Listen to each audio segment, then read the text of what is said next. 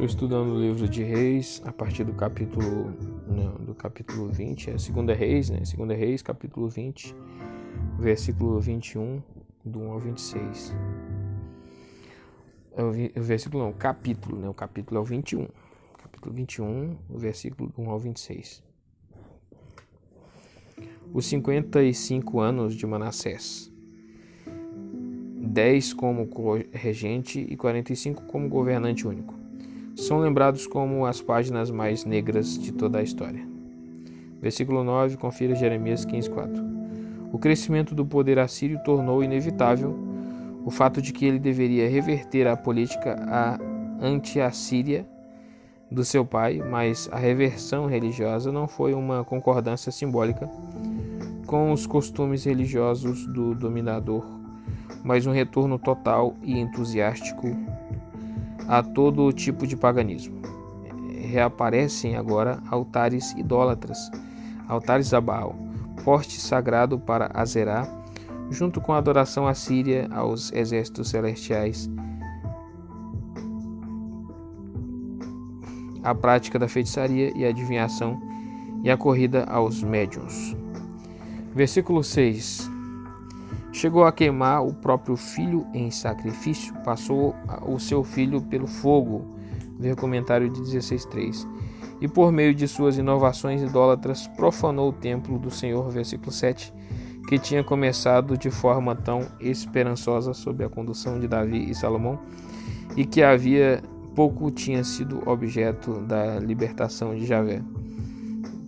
Capítulos 18 e 19. A lei que o meu servo Moisés lhe deu foi violada e os profetas não sobreviveram. Nomes nem detalhes anunciam a ruína completa, colocada ao lado de Samaria ou da família de Acabe.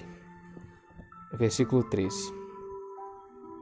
Jerusalém agora aparecia como sua semelhante em apostasia e merecia castigo igual. A apostasia religiosa também afeta outras áreas da vida, e não é de admirar que Manassés derramou tanto sangue inocente. Embora poucos detalhes tenham sido preservados, a comparação com o reino do norte, Samaria, versículo 13, como fizera Acabe, rei de Israel, versículo 3, e a frase levou Judá a cometer, versículo 16, sugerem os males sociais que andavam de mãos dadas com a adoração à natureza, que também florescia em Judá. Os abusos que Miqueias condenou podem ter recuado sob a liderança de Ezequias, mas agora voltaram com força total no campo político. O reinado de Manassés foi de vassalagem estável. As inscrições de Esar-Adom e Assurbanipal registram o seu tributo. Segundo Crônicas 33:11, descreve uma deportação para a Síria e a penitência resultante e a oração atribuída a ele nessa época é preservada nos apócrifos, mas o autor de Reis selecionou material suficiente para mostrar a apostasia gritante e somente para registrar o sepultamento dele no jardim do seu palácio. Versículo 18. O seu filho Amon recebe menção mais breve ainda. Versículo 21. Imitou o seu pai em tudo, foi morto numa conspiração dos seus oficiais. Deve ter sido uma intriga palaciana e não uma revolta popular, pois o povo se vingou contra os conspiradores e proclamou Josias rei em seu lugar. Versículo 24. O reinado e a reforma de Josias 22:1 e 23:30. 22:1. Josias começou a reinar quando o poder assírio estava em declínio. Assim ele conseguiu satisfazer tanto os desejos nacionais do povo que queria se desfazer do jugo externo, quanto o desejo religioso de purificar Judá da adoração corrompida. Segundo Crônicas 34, descreve estágios dessa reforma, mas Reis faz uma avaliação geral positiva, segundo a qual ele andou nos caminhos de Davi, versículo 2, e depois vai diretamente aos eventos do 18º ano. Versículo 3, o rei dá prosseguimento à restauração do templo do Senhor, de forma que lembra o empreendimento semelhante de Joás, 12 do 9 ao 15. Durante a restauração, o sumo sacerdote Ilquias, um uso raro do termo na época da monarquia, versículo 25, ver capítulo 25, 18. Relata: encontrei o livro da lei, versículo 8, um dos documentos mais contestados nos estudos do Antigo Testamento. Com base nas referências e reformas subsequentes, argumenta-se que parte de Deuteronômio está em vista aqui, versículo 8, 11. Livro da lei, a locução ocorre em Deuteronômio 28, 61 e Josué 1, 8. O título Livro da Aliança 23, 2 o relaciona com a história do Sinai, Êxodos 24, 7. A surpresa e susto manifestos pelo rei, versículo 11, suscitam a questão da origem do escrito e por que era aparentemente desconhecido. Poucos estudiosos hoje apoiam a ideia de Dewey de que era uma fraude piedosa, plantada pelos sacerdotes na tentativa de reformar e corrigir os abusos do reinado de Manassés. Mais prováveis são as sugestões de que Deuteronômio foi preservado no Reino do Norte e que foi trazido a Jerusalém depois da queda de Samaria por um refugiado, ou, letra B, de que ainda existia substancialmente na época de Samuel e que uma cópia foi depositada no templo na época de sua consagração por Salomão, ver comentário de 1 Reis 8, do 54 a 61. Somente entra em consideração aqui um documento limitado, visto que foi lido em público, versículo 11 e 23.2. E em um tempo relativamente curto, Neemias 8:3, acerca de uma leitura mais demorada. É evidente que ele gerou convicções que um documento totalmente novo não faria e deve ter trazido à memória lembranças de antigas leis, tais que levaram Ezequias e Joás à ação. A reação imediata do rei é temor e sobressalto. A ira do Senhor contra nós deve ser grande, sugerindo assim que Deuteronômio 28 era parte desse livro. Versículo 13, embora Sofonias e Jeremias fossem profetas em atividade nessa época, ele mandou o escrito para a profetisa Ulda. Versículo 14, e recebeu a confirmação do castigo mitigado com a promessa: seus olhos não verão toda a desgraça. Versículo 20, Josias morreu de forma violenta em Meguido. 23, 29, de forma que você será sepultado em paz. Versículo 20, deve ser interpretado como antes da destruição final, uma época que tem pouca compreensão pelos desdobramentos do pecado ou da responsabilidade coletiva. Considera duras as palavras de Ulda, mas a teologia hebraica compreendia muito bem que o mal precisa ser tratado com castigo, embora o arrependimento individual, versículo 19, pudesse trazer alívio pessoal, Jeremias 39, do 15 ao 18. Mesmo assim, a resposta não é fatalismo, mas ação. Embora a reforma não fosse reverter o juízo, tinha de ser realizada com base na lealdade a Javé. Num ajuntamento solene, o rei colocou-se junto à coluna real e, na presença do Senhor, fez uma aliança comprometendo-se a seguir o Senhor. Versículo 23.3, capítulo 23.3. Isso deve ter acontecido algum tempo depois de se encontrar o livro, quando o rei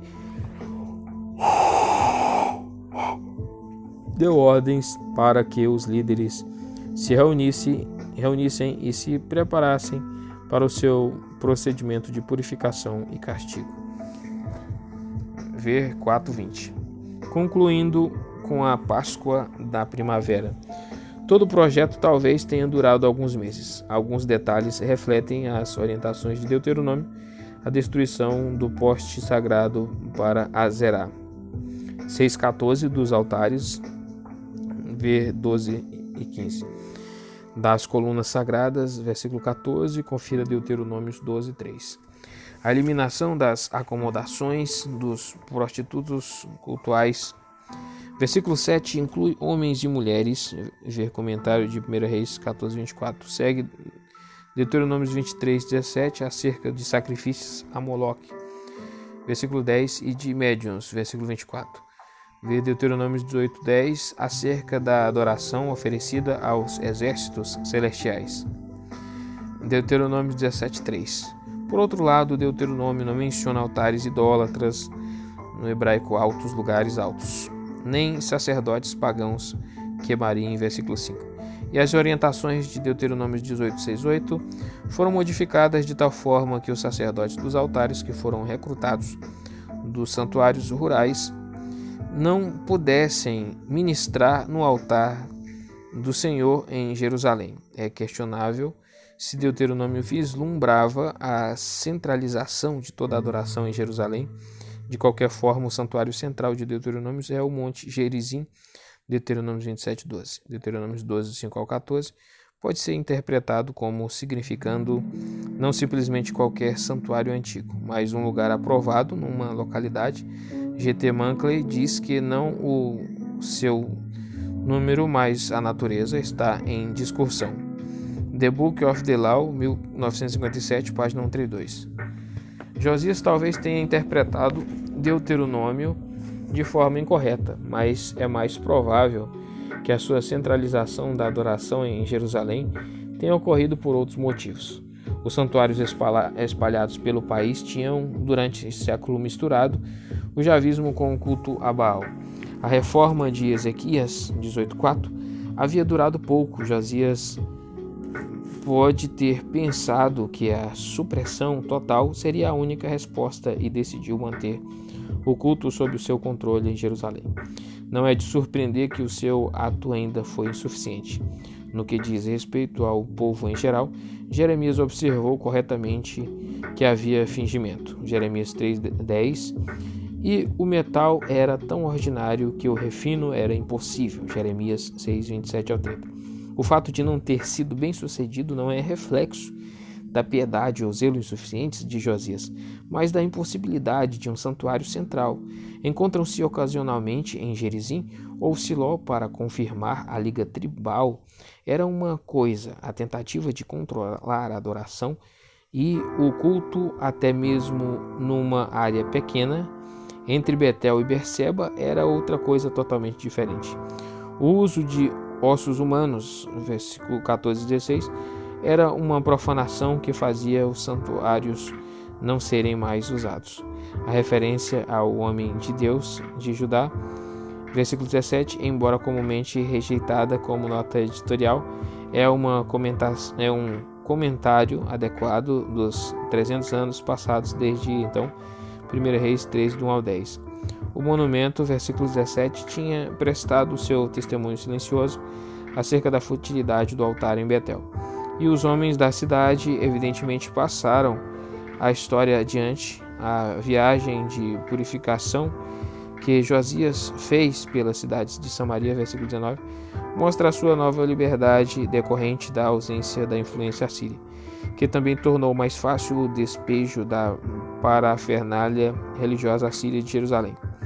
Versículo 21, a Páscoa, confira Deuteronômio 16, 1 ao 8. Não há menção aqui na festa dos pães sem fermento, mas o título Páscoa possivelmente inclui toda a cerimônia.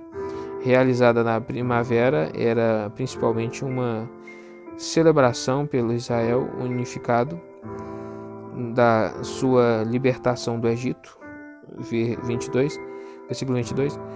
Nem nos dias foi celebrada uma Páscoa como esta.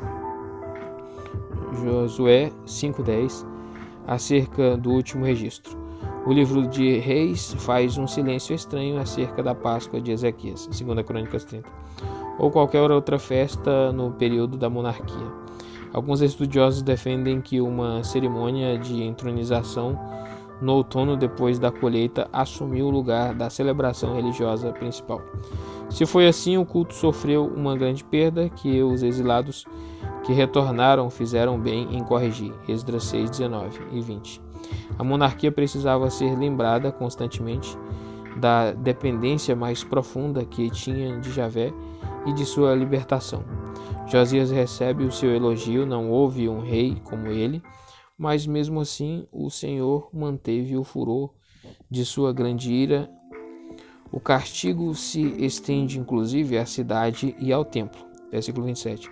Uma lição que Jeremias compreendeu perfeitamente, Jeremias 7, do 11 ao 15, mas que os supersticiosos cidadãos se negaram a compreender. A morte de Josias não nas mãos de Faraó, Neco, versículo 29, não é explicada. Nínive caiu em 612 a.C. e os assírios recuaram para o Eufrates. Em 609 a.C., o faraó Neco foi ao encontro deles. A NVI traz ao encontro do rei da Assíria. A ARA e a RC traz contra o rei da Assíria. No hebraico ao, com frequência como em 19:22, mas nem sempre significa contra, como havia aqui. Por que Josias interferiu não está claro. Segundo Crônicas 35:21, traz alguns detalhes a mais. Talvez tivesse algum acordo com os babilônios, ou talvez ele tivesse uma visão exagerada de sua habilidade de controlar a passagem pela Palestina. O que ele fez serviu somente para apressar a interferência egípcia. Versículo 30. Eles levaram o seu corpo para Jerusalém e ele foi sucedido pelo seu filho Jeoacás. Jeoacás e Jeoaquim, 23:31 e 24:17. Jeoacás não seguiu o bom exemplo do seu pai e foi deposto após 3 meses, segundo as crônicas babilônicas. A campanha de Neco ao norte durou 3 meses, julho, setembro, 609, de forma que ele enfrentou Jeoacás no seu caminho de volta. Judá tornou-se vassalo do Egito, versículo 33, com Eliaquim, mais um dos filhos de Josias, como um títere. A mudança do nome para Jeoaquim, versículo 34, significou que ele governava como rei, nomeado por Neco. O valor do tributo, o ones, geralmente um castigo civil e não indenização de guerra. É modesto em comparação com o que foi pago por Ezequias 18:14 e foi quitado com taxação sobre o povo, cobrando a prata e o ouro de cada um conforme suas posses. Comentário de 12:4, 24:1. Nabucodonosor, rei da Babilônia, começou o seu reinado em 650 a.C., alguns meses depois de impor uma derrota avassaladora aos egípcios em Carquemis. Ele atropelou a Filístia em 604. Joaquim tornou-se um vassalo por 3 anos, em uma reviravolta rápida e inesperada de alianças políticas. Em 601,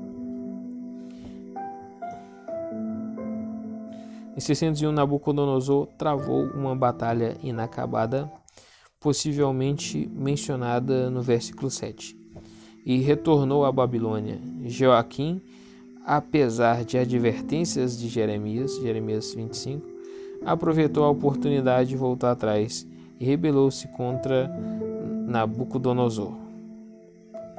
Visto que não tinha condições de tratar imediatamente da insurreição, Nabucodonosor enviou bandos para atormentar Jerusalém, considerados no versículo 2 castigo de Javé, apesar da gravidade da situação política. Joaquim é conhecido por sua maldade doméstica e o texto lamenta: ele havia enchido Jerusalém de sangue inocente. Jeremias 22, do 13 ao 19. Ele encerrou seu reinado ímpio quando Nabucodonosor atacou a cidade em dezembro de 598. A sua morte foi tão oportuna que alguns estudiosos sugerem assassinato, mas a expressão descansou com seus antepassados. Em geral, não é usada acerca dos que tiveram morte violenta. O registro muito breve pode ser ampliado com a ajuda da profecia de Jeremias. Joaquim e Zedequias 24, 8 e 25 e 21. Versículo 8, Joaquim, Jeconias, Jeremias 28, 24, 1, etc. Começou a reinar e reinou 3 meses, enquanto a cidade estava cercada pelo inimigo, dezembro de 598 até março de 597. Após a chegada do próprio Nabucodonosor, versículo 11, Joaquim se rendeu, então Nabucodonosor levou Joaquim como prisioneiro, junto com a mãe do rei, suas mulheres, seus oficiais e os líderes do país e muitos outros. Versículo 15 e 16, entre os quais estava Ezequiel. Os versículos 13 e 14 parecem ter sido deslocados do relato da destruição que veio depois. Todos os tesouros, toda Jerusalém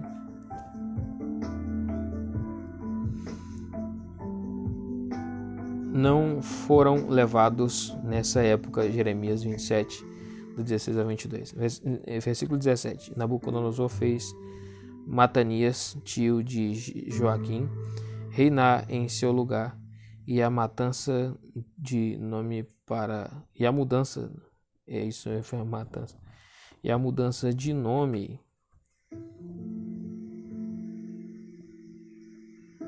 Zedequias, justiça de Javé, mostra a soberania de Nabucodonosor. Mais uma vez, a esperança e confiança fúteis no Egito enfeitiçaram a corte. Parece que o condenado à cegueira profetizava por Isaías 6, 9 e 10. Teve cumprimento político e religioso, apesar dos apelos de Zedequias, Jeremias 27. Zedequias rebelou-se contra o rei da Babilônia, versículo 20, e assim precipitou o último cerco e a destruição final. O cerco de 19 meses e a fome resultante, 25.3, terminaram com a tentativa de fuga do rei da cidade condenada. Ele foi capturado, preso com algemas de bronze e levado para a Babilônia. Versículo 7. Um mês depois, versículo 8, Nebuzaradã foi a Jerusalém com instruções para destruir a cidade. Mas um grande número de pessoas foi deportado, ficando somente alguns dos mais pobres do país. Versículo 12. Os últimos vestígios do esplendor de Salomão, versículo 13 ao 17, foram levados como despojo. Vários oficiais foram executados pelo rei da Babilônia em Ribla, o seu quartel-general no oeste, supostamente em virtude de envolvimento na conspiração com Zedequias e os seus aliados pro Egito. Assim, Judá foi para o exílio, para longe da sua terra. Versículo 21. E dessa forma termina o capítulo trágico da monarquia hebreia. 2 parágrafos foram acrescentados à história, possivelmente de Jeremias 40 e 52, respectivamente as histórias de Gedalias e a do reconhecimento de Joaquim. Versículo 22. Gedalias foi nomeado governador, um homem honesto, que estava preparado para fazer o melhor que pudesse naquela situação, sob o controle dos babilônios. Versículo 24. Foi assassinado com a estupidez típica e os remanescentes fugiram na vingança dos caldeus para o Egito. Um relato mais abrangente dos eventos é dado em Jeremias 40.7, 47 e 43.7. O parágrafo mais animador conta da reintegração de Joaquim no cativeiro. Alguns sugeriram que essa seção foi acrescentada como expressão da esperança para Judá, mas o texto não dá explicação alguma. Uma confirmação notável da pensão, versículo 30, vem de uma tabuinha da Babilônia que especifica razões para Yaukinu, rei da terra de Yahudu. O apêndice termina com a descrição de Joaquim desfrutando de sua porção pelo resto de sua vida, versículo 29, único rei de Israel ou de Judá, cuja morte não é registrada, talvez porque ainda estivesse vivo quando os livros de Reis foram concluídos. Esse então terminou o capítulo, terminou o livro, né, de 2 Reis, e aí depois eu vou entrar em Crônicas.